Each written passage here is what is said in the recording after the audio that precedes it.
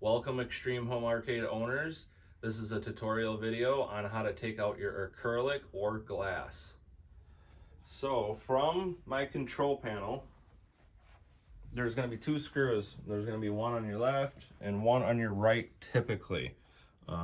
Sometimes you might have some extra ones, but this is where they're normally going to be. I'll see you back in a little bit. So I'm just going to undo these two. And you can use a drill, you can use a screwdriver. Be careful when you're using a drill because you can slip and hit your control panel. You just got to be mindful of everything and be careful.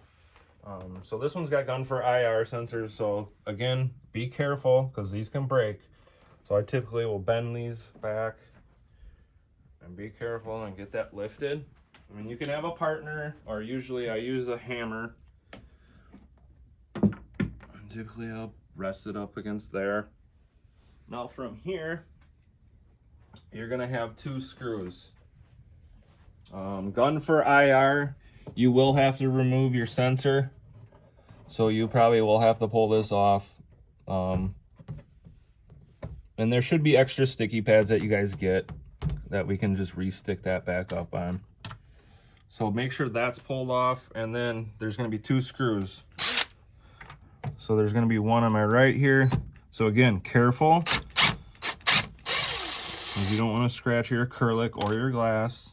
Acrylic is gonna be more delicate, so please be careful. I'm gonna undo this screw.